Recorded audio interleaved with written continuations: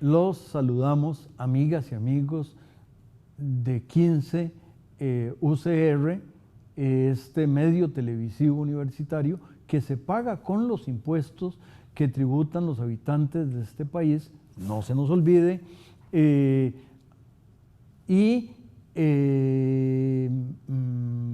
hablando de este país, he invitado a través de una serie de programas a distintos expertos en general de ambiente universitario. Al cabo yo me muevo en esos espacios para que compartan con ustedes, amigas y amigos, visiones desde sus propias ópticas de el país que está por delante, y por eso la idea de que se llama 2030 con signos de pregunta. Y en esta ocasión el profesor universitario, diplomático, periodista Eduardo Ulibarri nos vuelve a acompañar y vuelve a estar con nosotros don Víctor Umaña, investigador del INCAE, y pues ellos tienen ópticas distintas, convergentes, van a ver en algunas cosas, y cada cual con su propia visión. Si le parece, don Eduardo, empezamos con usted. Bueno, primero, muchísimas gracias, don Juan Rafael. Un gran gusto compartir con usted de nuevo y también compartir con don Víctor Umaña, quien tengo un gran aprecio profesional, académico y personal. Vea, tratando de proyectar un poco el país hacia el futuro y cuáles son algunos retos que nosotros como sociedad debemos tratar de superar, yo me atrevería a dar o a referirme a un pequeño grupo de ellos, con esa visión de futuro. Primero, tenemos un gran reto en la educación, en la extensión, tal vez no tanto, pero sobre todo sí en la calidad y pertinencia de la educación, que últimamente se ha venido deteriorando de manera sustancial, y la pandemia, con todos los problemas que implicó, sobre todo de conectividad y seguimiento de los programas, y yo me atrevería a decir también que desigualdad socioeconómica según el acceso a las redes digitales, pues ha demostrado que está en una crisis profunda, y esa crisis hay que resolverla con una visión de futuro, porque si no, las posibilidades de desarrollo nacional y las posibilidades de que amplios sectores de nuestra sociedad se queden rezagados, algo que ya se han generado condiciones para que así suceda, se podría deteriorar mucho más. Otro aspecto que yo considero fundamental es el tema de la infraestructura, tanto infraestructura física, material, sobre todo de transportes, como la infraestructura digital, que está muy conectada a lo que acabo de comentar. Algo también, y supongo que esto pues don Víctor lo tiene muy presente y apenas lo voy a mencionar, es bueno, esa dualidad múltiple que tiene nuestra economía, y que yo me atrevería a apuntar en tres dimensiones distintas. Está la dualidad entre muy relacionadas entre sí. Dualidad entre economía formal e informal, entre economía, disculpen, entre la economía dinámica de las zonas francas y la economía de los regímenes definitivos, las zonas francas orientadas fundamentalmente a la exportación y con una serie de beneficios fiscales, con un enorme dinamismo, y los regímenes no especiales, los regímenes definitivos, que es el resto, aproximadamente el 90% de nuestra producción, en condiciones de crecimiento mucho más moderadas. Directamente vinculado con esto, y por de ahí la equivocación inicial, es la dualidad entre empleo formal e informal. Y una tercera dualidad también vinculada a esto es la dualidad regional, entre lo que es un centro del país bastante desarrollado en términos relativos y sectores que podríamos llamar geográficamente periféricos, costas, fronteras, que tienen un desarrollo inferior. Y hay otra situación, otro reto con el cual ya concluyo esta intervención inicial, que es el reto de la representación política y la toma de decisiones sobre política pública. Nuestro sistema político ha dado señales de una serie de falencias, la dispersión del electorado, la dispersión de los partidos, la atomización de la Asamblea Legislativa plantea enormes desafíos para tomar decisiones, porque muchos de los problemas o de los retos a los que me acabo de referir y otros más que están ahí en la agenda, creo que son bastante conocidos y existe conciencia generalizada sobre su importancia e incluso en algunos casos, por lo menos sobre ciertas decisiones que hay que tomar. El gran problema es cómo articular esas decisiones cuando pasan, como debe suceder en una democracia, por organismos de representación ciudadana que no están dando la talla en este momento. Hasta aquí llegaría por ahora, don Rafael, para pues, poder tener un intercambio lo más dinámico posible. Don Víctor, por favor. Gracias, don Rafael. Un saludo a todos los que nos ven y escuchan por Canal 15. Un saludo muy especial a usted y a don Eduardo. Y a ambos ustedes saben que les tengo mucho cariño y admiración. Yo no puedo estar más de acuerdo con el planteamiento inicial de don Eduardo. Todo lo que dijo me parece que refleja muy bien la situación actual del país. Yo quisiera agregar dos temas, digamos que uno es muy coyuntural y el otro más o menos coyuntural, porque tenemos rato de padecerlo. Obviamente estamos en el marco de la pandemia está lejos de acabarse. Esto es como una película de estas malas de terror, ¿verdad? Que cada vez aparece una cosa nueva y bueno, tenemos que seguir aprendiendo a bailar con ella. Me parece que el gobierno, hay que ser justos, el gobierno hizo un excelente trabajo al inicio, ¿verdad? O sea, la contención inicial de la pandemia, las medidas que se tomaron con un costo importante para muchos. Sin embargo, en términos relativos, con un costo mucho menor al que vimos en otros países. Por supuesto que el costo asociado a las muertes y las enfermedades es enorme, pero me parece que hay que ser justos con el gobierno en ese tema. Me parece que le ha costado más esta otra parte de la pandemia, donde es más esta parte del baile, ¿verdad? Cómo bailar con ella. Claramente creo que hay algunas falencias importantes, pero bueno, lo cierto es que la pandemia va a continuar, nos va a tomar precisamente en el año electoral y justo durante las elecciones vamos a tener que vivir con eso. Y eso nos presenta retos en el cortísimo plazo. El otro reto grande y que decía que no es tan coyuntural porque le hemos venido pateando el balón para hacer la analogía futbolística, es el tema macroeconómico, ¿verdad? Costa Rica está en una situación fiscal grave desde hace varios años que se ha venido agudizando. De nuevo, este gobierno heredó un problema de magnitud insospechada, porque bueno, cuando abrimos los libros nos dimos cuenta que era peor de lo que se creía, debido a la negligencia del primer gobierno del PAC. Y bueno, eso nos tiene ahora en una situación compleja que refleja lo que don Eduardo mencionó, ¿verdad? Y digamos, esto está sazonado, por decirlo así, por las complejidades inherentes a la atomización de la toma de decisiones a nivel de la Asamblea Legislativa.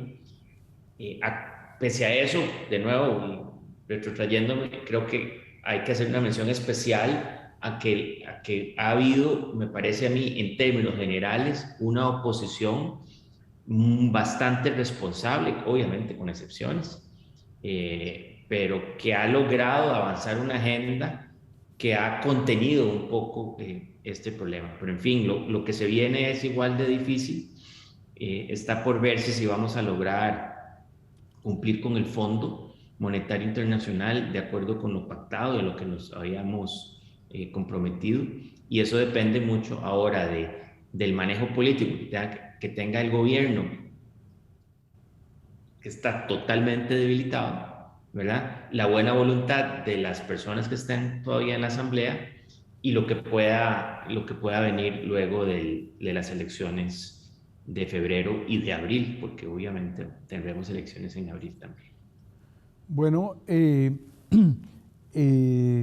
a mí me parece que, y siguiendo aquí un poco lo que don Víctor decía sobre el Congreso, yo tuve una experiencia en temáticas del Banco Central, y una de las cosas que con los dos primeros presidentes que me tocó interactuar era que había una serie de reformas importantes que había que hacer, y cuando el tema salía, porque incluso el Banco Central le paga a un experto que agencia cosas en el Banco Central, yo no lo sabía, pero bueno, él no tiene voto, por supuesto, y la cosa iba para ninguna parte. Me dio mucho gusto que después de, ahora que no estuve, y gracias al tema de la OSD, todas las reformas que quedaban, que nunca salieron, ocurrieron, algo que desde 1995, y repito, 1995, no ocurrían, pero vamos a invitar al canal a que nos invite a regresar para el segundo segmento. Regresamos.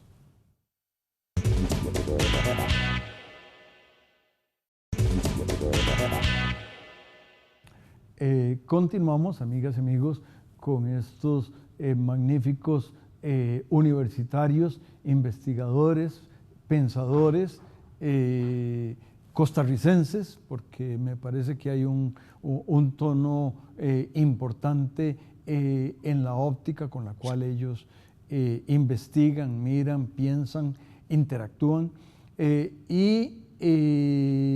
Don Víctor, ¿qué le parece si continuamos sobre algunas de las inquietudes hacia adelante que usted tiene? Gracias, don Juanra. Mire, yo quisiera continuar sobre lo que mencionó don Eduardo al inicio, y es sobre estas dualidades múltiples que tiene el país. Yo he estado desde hace varios años muy preocupado por una en particular que tiene que ver con la dualidad geográfica, digamos, que existe entre el área metropolitana y las zonas rurales y costeras, que es una dualidad que se manifiesta de diferentes formas. Se manifiesta obviamente sobre todo primero en las desigualdades intrínsecas de ingresos, pero más preocupante aún se refleja en las desigualdades respecto a las oportunidades que tienen las personas, porque si uno nada más dijera, bueno, hay una dualidad en el presente, que lo que implica es llenar una brecha, eventualmente una brecha de educación, una brecha de ingresos, una brecha de mejores servicios, uno dice, bueno, en algunos años esa brecha eventualmente se cerrará.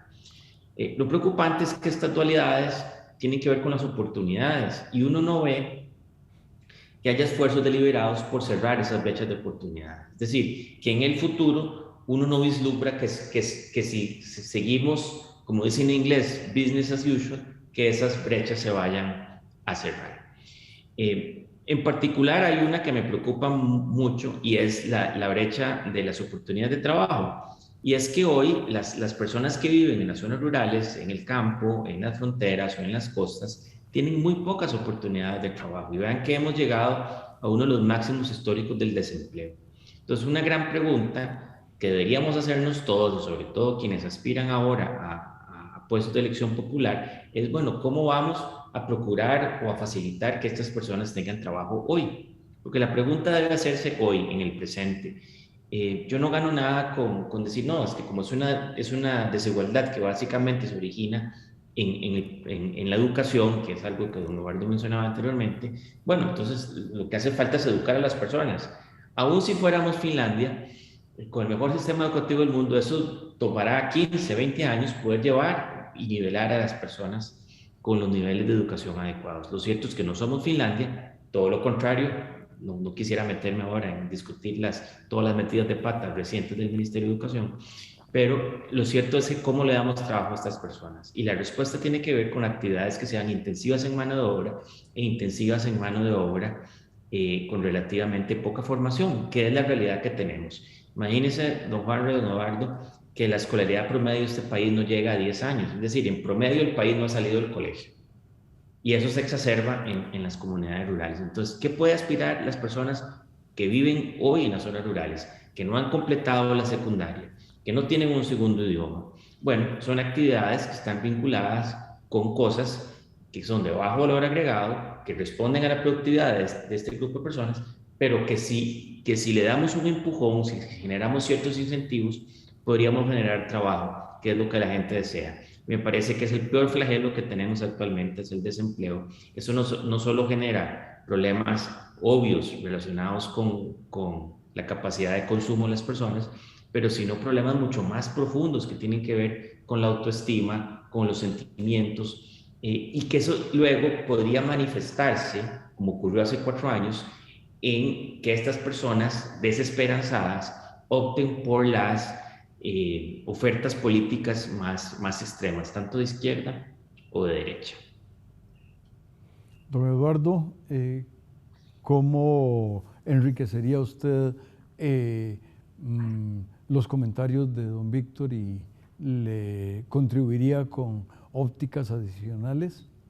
Sí. Bueno, primero coincido plenamente. Yo he leído mucho de lo que don Víctor ha escrito al respecto y tal vez lo único que diría adicionalmente es que planteamientos como los de él trascienden ese esquema un tanto clientelista, paternalista de distribución de rentas que se ha utilizado de parte de algunas instituciones del Estado para beneficiar a enclaves de la producción agrícola, pero que no necesariamente permean en la totalidad de la producción agrícola y de los retos y la dinámica de los sectores agropecuarios del país. Entonces yo creo que es un tema que hay que abordar con el tipo de políticas realmente bien pensadas, con un efecto generalizado en las zonas donde se desea intervenir y que trasciendan las que han sido políticas tradicionales, a veces muy costosas y con muy pocos resultados. Y añadiría también que hay un tema ahí de institucionalidad muy importante que debe tomarse en cuenta, porque, por ejemplo, si uno ve la institucionalidad que ha impulsado todo el sector exportador de Costa Rica, es un tipo de institucionalidad mucho más moderna, Procomer, Comex, CINDE, que la institucionalidad, digamos, que está vinculada al impulso de los sectores económicos más tradicionales o con base local, como puede ser el MAC particularmente, y además el Ministerio de Economía, Industria y Comercio. A esto añadiría con otro reto, y es que en realidad son muchos, pero que está vinculado a todo lo anterior, el financiamiento de nuestra seguridad social. Ahí hay temas de índole demográfico, nos estamos envejeciendo, ya algunos llegamos ahí, ¿verdad? Pero hay un creciente envejecimiento de la población, eso le pone un gran estrés desde el punto de vista de los sistemas de pensiones y también, por supuesto, del costo del sistema de salud en función de enfermedades crónicas y además una población con una expectativa de vida dichosamente muy, muy alta. Pero también está el tema que está vinculado al problema de la informalidad en el trabajo, de que la seguridad social fundamentalmente se financia, y no solo la seguridad social, sino algunos programas sociales, sobre todo los enmarcados en FODESAF, con contribuciones que en realidad son cargas parafiscales al trabajo. Y eso encarece muchísimo la contratación formal de la fuerza laboral, y es algo a lo cual hay que ponerle atención y tratar de solucionarlo. No se trata aquí de privatizar nada, sino más bien de dar una sostenibilidad a ese bastión esencial, digamos, del contrato social costarricense, que ha sido la seguridad social. Y probablemente, y hay mucho que se puede discutir al respecto, tendremos que llegar a un punto más temprano que tarde en el que parte de ese financiamiento salga del presupuesto del gobierno y que se fundamente en impuestos de una índole distinta a las contribuciones obrero-patronales de la actualidad. Ahí yo veo un reto. Y nada más para terminar, por lo menos esta parte, yo creo que ya estamos llegando al final con una nota un poquito más optimista. Ustedes mencionaron, por ejemplo, el acuerdo que se logró alrededor de la agenda de ingreso a la OCDE. Podríamos mencionar también la reforma fiscal. Está en este momento todavía en discusión, en una época electoral más difícil avanzar en ella, la ley de empleo público. Pero señalo esto porque en medio de esa dispersión de las opciones político-electorales a las que ya me referí, todavía en el país existen posibilidades de llegar a acuerdos. Y eso se ha demostrado en esta Asamblea Legislativa. Lo que pasa es que esos acuerdos se dificultan muchas veces y a veces están teñidos, distorsionados por una retórica inexacta de ponerle etiquetas a las cosas, y yo creo que eso es algo que también tenemos que superar.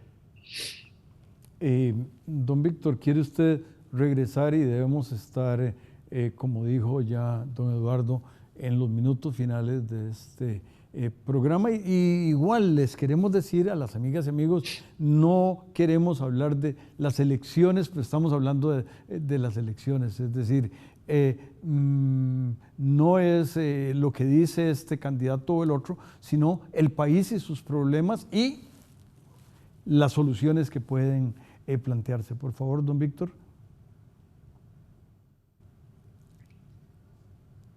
Está bien. Yo creo, don Juanra, que aquí lo más importante me parece a mí es resaltar que varias de las cosas que don Eduardo y yo hemos mencionado y que está reflejado en unos escritos que hemos hecho para la Academia de Centroamérica, es que la mayoría de estos problemas no tienen corte ideológico su solución. Es un tema más de ponernos de acuerdo. Son cuestiones mucho más pragmáticas, operativas, que trascienden lo que pueda pensar uno de izquierda o derecha o del centro. Y lo que necesitamos es ejecución. Y ahí están las soluciones, son muy claras. Lo que necesitamos es realmente ponernos de acuerdo. Yo estuve escuchando a un colega mexicano, Macario Esquetino, que analiza la realidad particular, pero me encontré un par de charlas de las que no voy a hablar, pero hay un tema interesante que yo no lo había visto y que Macario lo destaca, que son el tema de las redes sociales. Y una de las características que de nuevo yo no sabía es cómo las redes sociales se vuelven el grupo personal. ¿Qué dice Macario de esto? Bueno, todo el que opina y no me gusta lo que opina, ¿qué hago? Lo quito. Le doy salida y ¿por qué lo hago? Porque puedo. Yo no tengo que matar a nadie, no tengo que hacer violencia a nadie, sencillamente lo excluyo. Y entonces, ¿qué es lo que ocurre? Que interactúo con los que sienten, piensan, ven el mundo de la manera. Y entonces, esto lo menciono porque yo estaba sorprendido de cómo aparecen grupos y grupos en el Congreso. Bueno, Macario me dio una salida. La otra que me llama la atención es un poco cómo el aeropuerto Daniel Oduber ha generado, no solo él, un polo importante de crecimiento. Entonces uno se pregunta, porque se habló de ampliar el aeropuerto de Limón o el aeropuerto de la zona Brunca, pero nos queda un minuto, de manera que por favor cada uno en su medio minuto de salida. Y de nuevo, si quiere don Víctor. A mí me parece muy interesante eso que usted apuntó sobre el aeropuerto. Hay muchos problemas en este país que se resuelven. Son problemas de tipo huevo-gallina. Bueno, en Liberia necesitamos el aeropuerto para traer a la gente. Probablemente en otras partes del país no sea el aeropuerto, sea una carretera, sea un incentivo para traer una industria. Hay muchas de esas cosas huevo-gallina en donde, y perdonando aquí ser muy coloquial, hay que poner el huevo.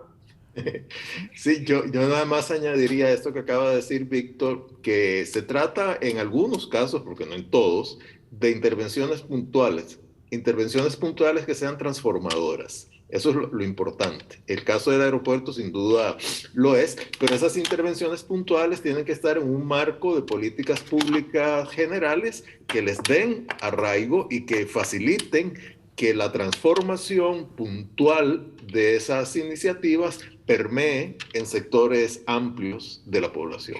A los dos les agradecemos, a las amigas y amigos los invitamos a que piensen en estos temas y por favor continúen con los espléndidos programas que hace 15 UCR. Muchas gracias y a votar. Exacto.